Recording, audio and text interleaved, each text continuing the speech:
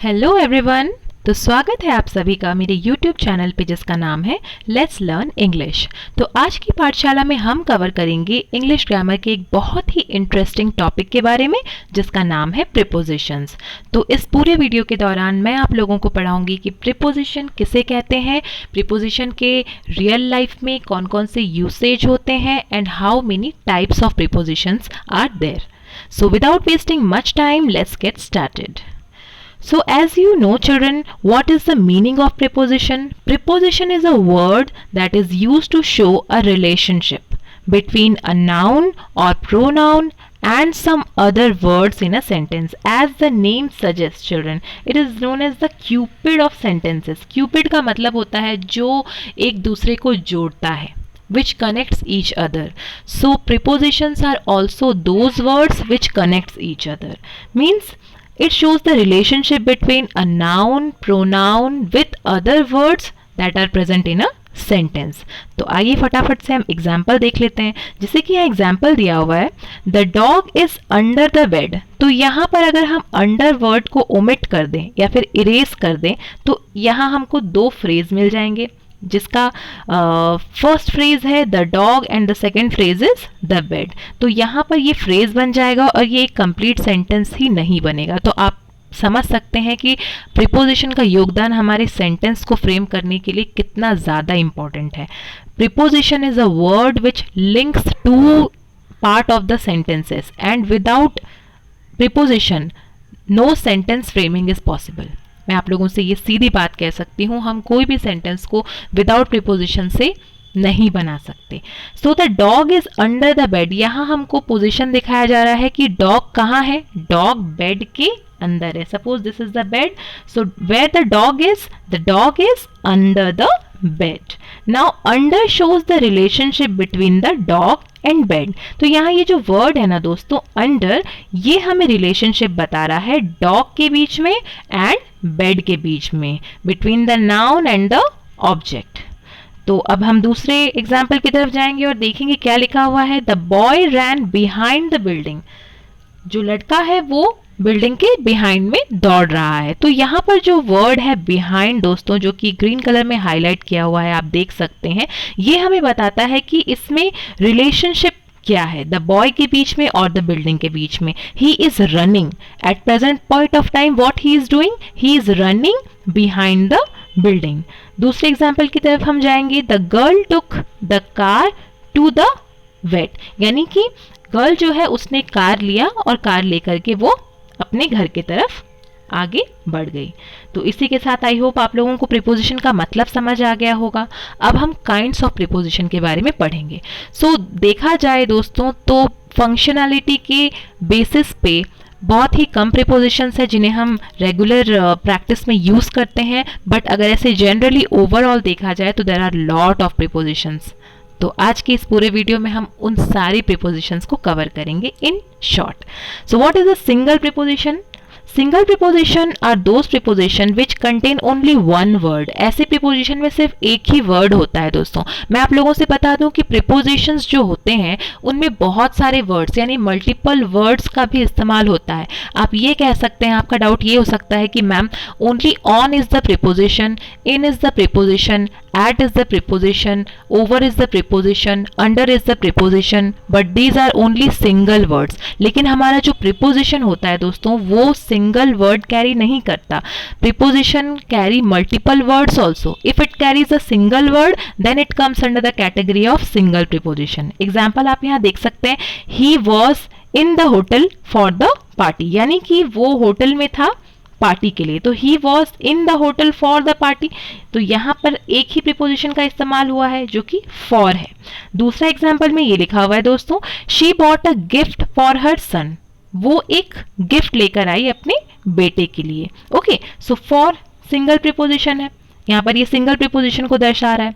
The postman left the parcel at the door. तो यहाँ eight जो है प्रीपोजिशन है जो कि यहाँ पर सिंगल प्रीपोजिशन को दर्शा रहा है, यानी कि here in this whole sentence only one word of preposition is used. आगे बढ़ेंगे अपने नेक्स्ट प्रीपोजिशन की तरफ जिसका नाम है डबल प्रीपोजिशन। तो what is the meaning of double preposition? When there are more than one word of preposition present in a sentence, it is known as double preposition. मैं अगर एक सेंटेंस का आप लोगों से एग्जाम्पल दूं, जैसे कि for example Rahul is sitting on the chair, तो ये तो हो गया ऑन और राहुल और चेयर के बीच का लिंक, यानी कि on is the word, on is the preposition which is linking Rahul with chair. Okay, वो हो गया हमारा सिंगल प्रीपोजिशन. लेकिन डबल प्रीपोजिशन क्या होता है? डबल प्रीपोजिशन को हम सेंटेंस में कैसे इस्तेमाल करेंगे? When there is more than one word of preposition, यानी यहाँ पर सिंगल वर्ड ऑफ प्रीपोजिशन नहीं होता है दोस्तों, यहाँ टू वर्ड्स ऑफ प्रीपोजिशन का इस्तेमाल होता है. जैसे कि up to, so up to is a two word, है ना. Then within, within is also two word. These are the examples.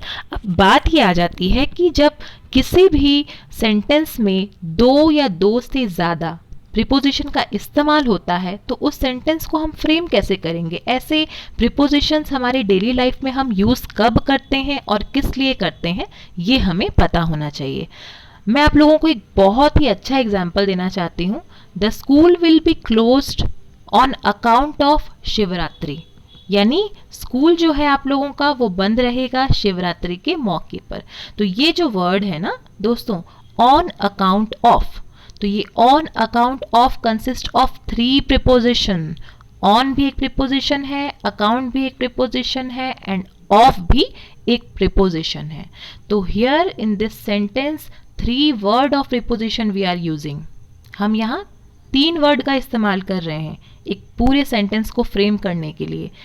Noun और प्रोनाउन को और बाकी जितने भी पार्ट्स ऑफ सेंटेंस है उनको एक दूसरे के साथ कनेक्ट करने के लिए हम यहाँ कुल मिलाकर तीन प्रीपोजिशन का इस्तेमाल कर रहे हैं. तो ये आ जाएगा आपके कंपाउंड प्रीपोजिशन के कैटेगरी में. Compound preposition consist of two और मोर वर्ड्स. एग्जाम्पल हम यहाँ पर ले सकते हैं, जैसे कि जैसा कि मैंने अभी आप लोगों को एग्जाम्पल दिया कि स्कूल जो है आप लोगों का शिवरात्रि के मौके पे बंद रहेगा, यानी the school will be closed on account of Shivratri. तो आगे बढ़ेंगे अपने पार्टिसिपल प्रीपोजिशन की तरफ. तो पार्टिसिपल प्रीपोजिशन समझाने से पहले मैं आप लोगों से बताना चाहती हूँ वर्ब के बारे में. किसी भी एक्शन वर्ड को हम वर्ब कहते हैं.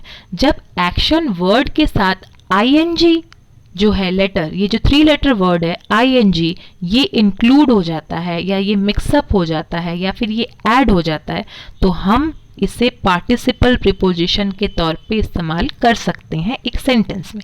एग्जाम्पल आप देख सकते हैं, यहाँ पर लिखा हुआ है she talked regarding the social structure. उसने सोशल स्ट्रक्चर के बारे में बात की है. तो यहाँ पर शी जो है ये तो आपका प्रोनाउन हो गया, टॉक्ड वर्ब हो गया. अब किस चीज़ के बारे में वो बात कर रही है? सोशल स्ट्रक्चर के बारे में शी इज़ टॉकिंग अबाउट. तो ये जो है ना दोस्तों रिगार्डिंग, तो ये रिगार्डिंग एक वर्ब है जिसमें ing का इस्तेमाल हुआ है. तो ये जो है आपके पार्टिसिपल प्रीपोजिशन के कैटेगरी में आएगा. आगे बढ़ेंगे.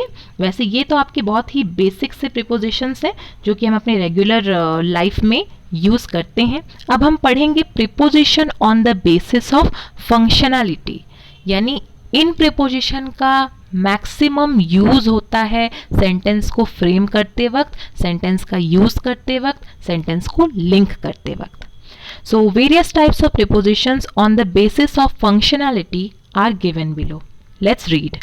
Preposition of time. तो प्रीपोजिशन ऑफ टाइम जो है, this kind of preposition indicates when it indicates the time factor in the sentence, यानी कि एक टाइम फैक्टर को दर्शाता है. कौन से टाइम फैक्टर को दर्शाता है? Pointing out an action which happens और विल हैपन इन फ्यूचर. कोई भी एक ऐसा वर्ब या फिर कोई भी एक ऐसा एक्शन जो कि अभी eight present point of time में चल रहा है या पास्ट में हो चुका है या फिर फ्यूचर में होगा.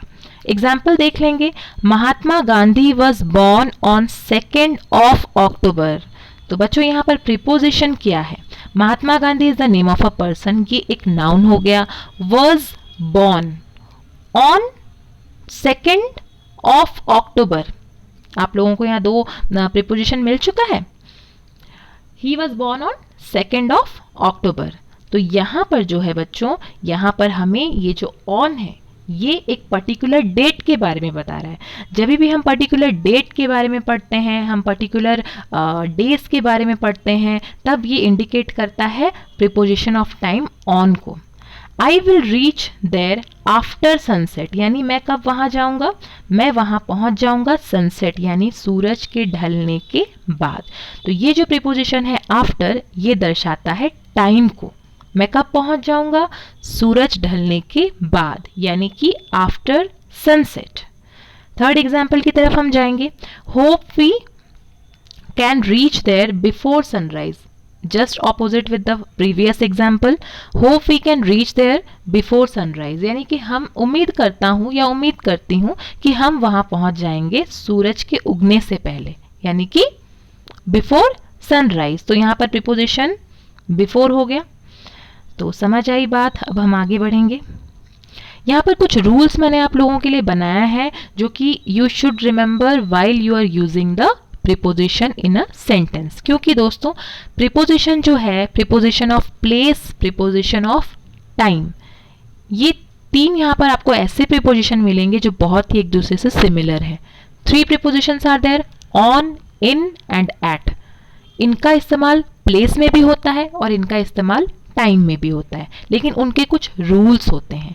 तो उन्हीं रूल्स को हम पढ़ेंगे यहाँ पर, जैसा कि आप लोग देख सकते हैं। यूज इन फॉर, हम इन का इस्तेमाल करते हैं ईयर्स के साथ में, मंथ्स के साथ में, सेंचुरीज के साथ में, टाइम ऑफ द डे के साथ में, सीजन्स के साथ में। एग्जाम्पल मैं देना चाहूँगी, जैसे कि आप कोई भी ईयर ले लो, 1989, 2016, 2020, 2019, या फिर सेंचुरी में हम एस लगाते हैं ना, लाइक 1990s। तो जहाँ 1990s लिखा हुआ रहेगा, साइड में एस लगेगा, वहाँ पर भी हम इनका इस्तेमाल करेंगे एक पर्टिकुलर पॉइंट ऑफ टाइम को दर्शाने के लिए, इंडिकेट करने के लिए। किसी टाइम, लाइक हम अगर ये कहते हैं in the afternoon, in the evening, in the morning, तो वहाँ पर भी इन प्रीपोजिशन का इस्तेमाल होगा। और ये सीजन्स के साथ भी इस्तेमाल होता है, in the summer, in the winter, in the spring. Alright, तो हमारा नेक्स्ट प्रीपोजिशन है ऑन। ऑन का इस्तेमाल कब होगा, डेज के साथ में, डेट्स के साथ में, और आपका स्पेसिफिक हॉलीडेज के साथ में। For example, his birthday is on 29th of September, उसका जो बर्थडे है वो 29 सितंबर को है। तो यहाँ पर 29 जो है दोस्तों, ये एक पर्टिकुलर डेट है। ओके, तो हम डेट के साथ में ऑन का यूज करेंगे। देन डे के साथ में, like Christmas is on 25th, Christmas जो है वो 25 दिसंबर को है। तो ये जो है क्रिसमस, ये एक स्पेसिफिक हॉलीडे का नाम है। हम किसी स्पेशल ओकेजन के लिए भी ऑन का इस्तेमाल करते हैं, like my birthday is on 28th of September, मेरा बर्थडे जो है वो 28 सितंबर को है। तो ये जो वर्ड है दोस्तों, ये जो प्रीपोजिशन है ऑन, इसका इस्तेमाल हम डेज के साथ करेंगे, डेट्स के साथ करेंगे और स्पेसिफिक हॉलीडेज के साथ करेंगे। ऑलराइट, अब हम देखेंगे कि एट प्रीपोजिशन का इस्तेमाल कब होता है। एट प्रीपोजिशन का इस्तेमाल हम करते हैं टाइम एक्सेप्शंस और फेस्टिवल्स के लिए। हम कहते हैं ना एट दिवाली, एट दशहरा, इसके लिए हम एट का इस्तेमाल करते हैं। और ये जो एट प्रीपोजिशन है, इसे हम midnight, mid day, Noon, at bed time, okay, ये जितने भी कंटेक्स्ट है इसमें इस्तेमाल होगा एट प्रीपोजिशन का। आगे बढ़ेंगे प्रीपोजिशन ऑफ प्लेस की तरफ।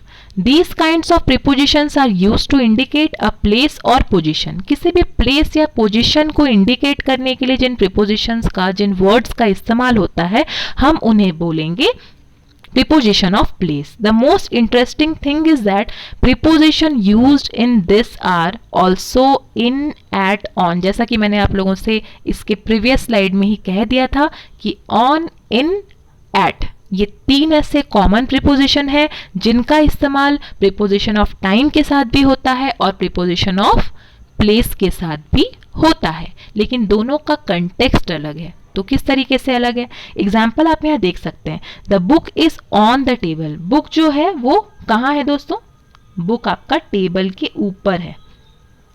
तो ये जो है ऑन, ऑन जो वर्ड है वो हमें सरफेस के बारे में बता रहा है। When we refer something that is on surface, At that time we use the preposition on. The bag is in the cupboard.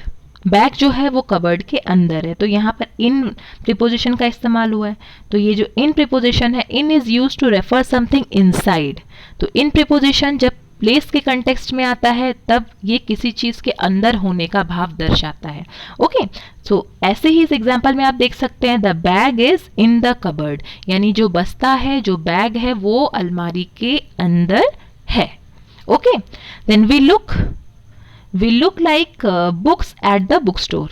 We like books at the book store, यानी हमें बुक स्टोर में जितने भी books होते हैं वो ज़्यादातर पसंद आते हैं. तो ये प्लेस हो गया, ये जो एट है ये आपका प्लेस को दर्शा रहा है. ओके, आगे बढ़ेंगे इनके रूल्स के तरफ में. ऑन जो है, जैसा कि मैंने आप लोगों से एक्सप्लेन किया था, when we use a preposition for a surface at that time we make use of the preposition on. जब भी हम किसी सरफेस से रिलेटेड पोजिशन को दर्शाते हैं तो उस वक्त हम किसका इस्तेमाल करते हैं? ऑन प्रीपोजिशन का इस्तेमाल करते हैं. इन प्रीपोजिशन का इस्तेमाल when we refer something inside, when we use to refer something inside at that time we are using the preposition in. At का इस्तेमाल कब होता है? When we refer to a specific point. जैसे कि पिछले एग्जाम्पल में मैंने आप लोगों से बताया था, we like books at the book store. हमें बुक्स पसंद आते हैं. कहाँ बुक्स पसंद आते हैं? एट द बुक स्टोर, यानी कि that specific point is that book store. तो ये एट जो है वो एक स्पेसिफिक पॉइंट को दर्शाता है. So there are other prepositions of place as well, like outside, inside, under, over, near. ये जितने भी प्रीपोजिशंस हैं ये आपके प्रीपोजिशन ऑफ प्लेस के कैटेगरी में आते हैं. ओके, आगे बढ़ेंगे, एग्जाम्पल्स देखेंगे. We are going to the railway station. David went to the beach every day for a morning walk. He jumped into the swimming pool. Some other examples are across, through, into, over, down, past, around. अब हम पढ़ेंगे preposition of manner के बारे में. तो preposition of manner हमें क्या बताता है? This preposition describe the way anything happens और any means by which it happens. कुछ ऐसी चीजें, ये हमें उस मैनर के बारे में बताता है जो चीज़ अपने आप होती है या फिर उसे किसी चीज़ की ज़रूरत पड़ती है होने के लिए. नहीं समझ आया ना? एग्जाम्पल से समझ में आएगा. Children go to school by bus. तो यहां जो एग्जाम्पल है, यहां पर हमें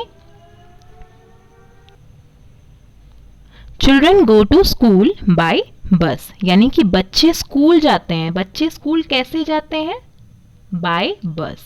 तो ये जो प्रीपोजिशन है बाय, ये हमें बताता है मैनर के बारे में. Okay, we went to a movie in a taxi. हम कैसे गए? हम टैक्सी में गए. तो ये हमें एक मैनर के बारे में बता रहा है कि कोई भी चीज किस तरीके से हुई है. He played football like champions. वो फुटबॉल खेलता है, लेकिन कैसे खेलता है? चैंपियंस की तरह खेलता है. तो इस सेंटेंस में लाइक जो है वो है आपका प्रीपोजिशन. आगे बढ़ेंगे अपने पांचवें प्रीपोजिशन की तरफ. Preposition of measure. These kinds of prepositions shows the quantity of something with someone or something. तो ये क्वांटिटी को दर्शाता है. कैसे क्वांटिटी को दर्शाता है? The shopkeeper sells the cloth by meter. यानी जो कपड़े दुकान वाला होता है वो कपड़ों को मीटर्स में माप के देता है. तो यहाँ इस एग्जाम्पल में आप लोग देख सकते हैं कि ये एक मेजर को दर्शा रहा है, यानी कि ये एक क्वांटिटी को दर्शा रहा है किसी चीज के साथ कंपेयर करने के लिए. Richard bought 4 kilos of tomatoes for soup. यानी कि रिचर्ड ने 4 किलो टमाटर लेकर आया. किस लिए लेकर आया? सूप बनाने के लिए लेकर आया. तो यहाँ आप देख सकते हैं कि ये जो बाय है, ये बाय दर्शा रहा है प्रीपोजिशन ऑफ मेजर को, यानी कि किस तरीके से मेजर करके सामान दिया जा रहा है या चीजें दी जा रही हैं. आगे बढ़ेंगे अपने 6th प्रीपोजिशन के तरफ. प्रीपोजिशन ऑफ मेजर हमने यहाँ प्रीपोजिशन ऑफ सोर्स. अब प्रीपोजिशन ऑफ सोर्स क्या होता है? Preposition of source demonstrates the source of something और समवन. किसी चीज का उद्गम या फिर किसी चीज का सोर्स होना. कैसे सोर्स होना? For example, she was paid a scholarship bye her college for all her semesters, यानी कि यहाँ पर इस लड़की को उसके अच्छे पढ़ाई करने के लिए बाय हर कॉलेज यानी उसके कॉलेज से स्कॉलरशिप प्रोवाइड किया जा रहा है सारे सेमेस्टर्स के लिए। तो ये एक सोर्स है। सोर्स को कौन सा यहाँ प्रीपोजिशन दर्शा रहा है, आप यहाँ देख सकते हैं, she was paid a scholarship. By is the preposition here, as you can see by is the preposition here. आप यहाँ पर देख सकते हैं कि यहाँ पर जो है बाय एक प्रीपोजिशन है।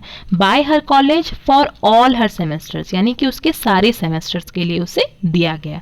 तो ये एक सोर्स को दर्शा रहा है। दूसरे एग्जाम्पल को हम देख लेते हैं। All the love the child received was straight from his mother's heart, यानी जितना भी प्यार बच्चे को मिला है वो माँ के दिल से आया है। कहाँ से आया है दोस्तों? माँ के दिल से आया है। तो यहाँ पर अगर देखा जाए तो आपका प्रीपोजिशन जो है वो है from। ऑलराइट, तो from जो है ये एक सोर्स को दर्शा रहा है। अब हम आगे बढ़ेंगे अपने दूसरे प्रीपोजिशन की तरफ, जिसका नाम है प्रीपोजिशन ऑफ पोजेशन। तो पोजेशन से तो आप समझ ही गए होंगे, it is related to someone और something. This preposition shows that something और समवन बिलोंग्स टू समथिंग और समवन, यानी कोई चीज जो है वो किसी व्यक्ति से या किसी इंसान से, किसी वस्तु से जुड़ी होती है। एग्जाम्पल हम देखेंगे यहाँ पर। What are the examples here?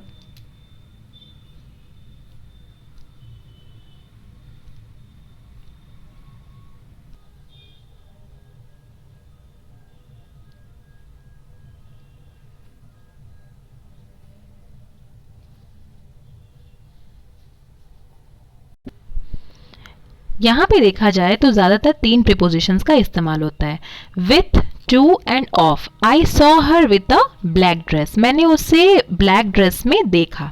Okay, then this burger joint is of a well known political leader. तो इस पूरे सेंटेंस में अगर देखा जाए कि ये जो बर्गर जॉइंट है ये किसका है? ये एक वेल नोन पॉलिटिकल लीडर का है। तो ये पोजेशन को दर्शा रहा है। I saw her with a black dress. Okay, I saw her with a black dress. तो ये जो ब्लैक ड्रेस है ये किसका है? This belongs to a girl. I saw her with a black dress. तो ये जो वर्ड है विथ दर्शा रहा है पोजेशन को।